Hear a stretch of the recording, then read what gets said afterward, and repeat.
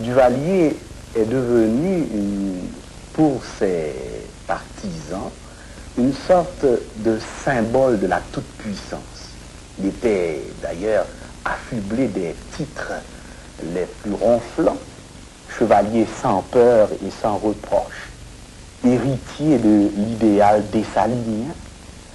Il a donné à un petit village son nom, il s'appelait Duvalierville. Il a déclaré lui-même, je suis la nouvelle Haïti, c'est par moi qu'Haïti respire, je suis le drapeau haïtien, je suis un être immatériel. Il a fait écrire pour lui par un de ses valets un catéchisme qu'on appelle le catéchisme de la Révolution, où l'on trouve des passages aussi burlesques que ceux-ci, n'est-ce pas? Et qui est Duvalier? Duvalier est le plus grand patriote de tous les temps, l'émancipateur des masses, le rénovateur de la patrie haïtienne, le champion de la dignité nationale, le chef de la révolution et le président à vie d'Haïti. Quels sont ceux qui veulent que Duvalier soit président à vie? L'armée populaire, la milice civile, les commerçants, le clergé, l'université, les syndicats, la magistrature, les cultes protestants, les cohortes duvalieristes de la campagne et de la province, la nation haïtienne tout entière. Après ça, on trouve les 10 commandements du duvalierisme, l'acte de foi du duvalierisme, l'acte d'espérance à Papadoc, les litanies, enfin une kyrielle de flagornerie. Donc, Duvalier, peu à peu, vraiment acquiert un pouvoir personnel qui domine tout le pays. Ces livres, qu'on appelle les œuvres essentielles, sont étudiés dans toutes les écoles. Il fait frapper monnaie d'or à son effigie en 67, 2 millions de dollars. Et il s'entoure ainsi d'un certain mysticisme. Il a déclaré dans un de ses discours, « Aucune force au monde ne peut m'empêcher de jouer mon rôle historique, puisque je suis l'élu par Dieu et par le destin. Je suis protégé par les dieux tutélaires d'Afrique. » Est-ce qu'il n'y a pas un peu de vaudou là-dedans? Oui, j'attendais un peu la question. C'est vrai que Duvalier a joué avec la question du vaudou. Il est certain qu'il a étudié le vaudou, cette religion populaire, qui est une véritable religion, mais qui en même temps aussi s'accompagne d'une série de pratiques magiques. Il a joué en faisant croire qu'une partie de son pouvoir lui venait du vaudou, ce qui naturellement le rendrait en quelque sorte invulnérable, puisqu'il aurait une force surnaturelle.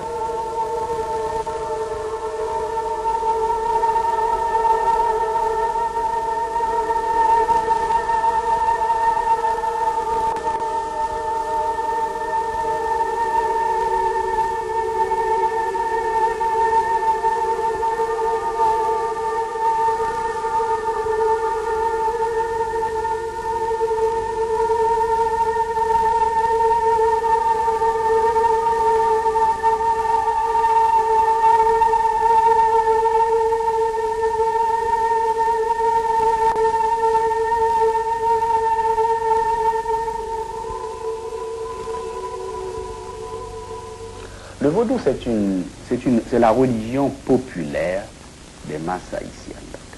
C'est une religion qui vient d'un mélange de pratiques religieuses de plusieurs tribus amenées d'Afrique, avec une prédominance de rites et de croyances issus du Dahomey.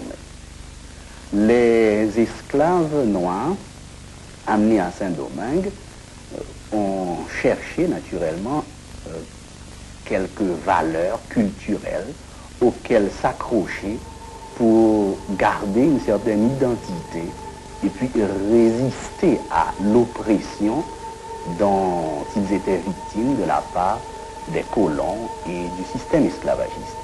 Et une des valeurs culturelles auxquelles ils se sont accrochés, ça a été leur religion, le vaudou.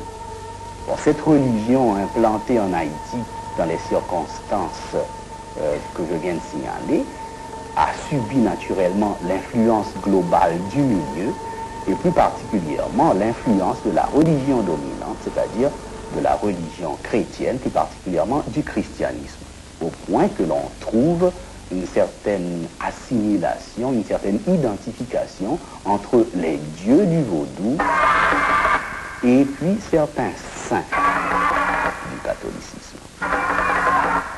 Voilà pour l'aspect mystique, l'aspect religieux.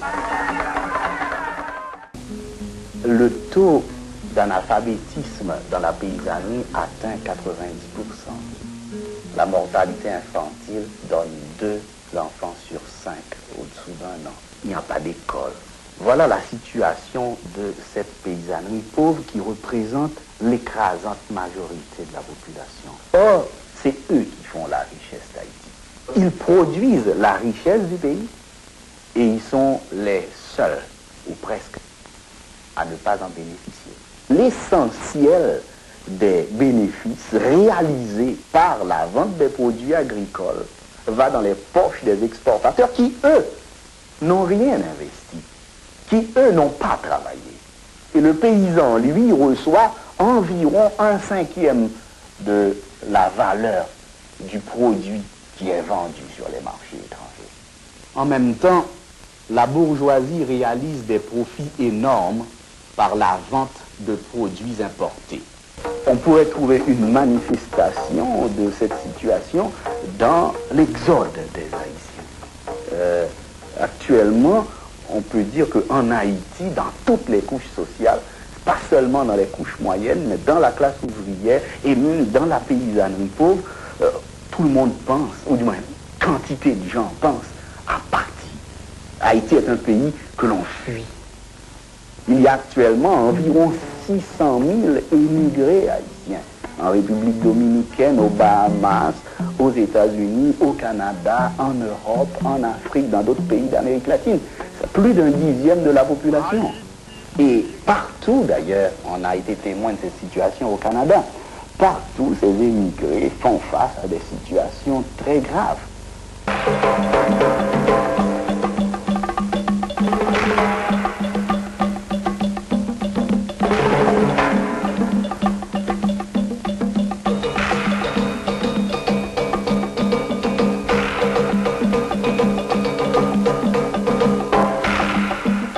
L'objectif que Duvalier avait lui-même fixé dans ses œuvres, c'est-à-dire créer une nouvelle bourgeoisie, c'est-à-dire une bourgeoisie noire, il l'a atteint en permettant à une équipe maintenant de nouveaux politiciens de partager les avantages du pouvoir avec la bourgeoisie traditionnelle.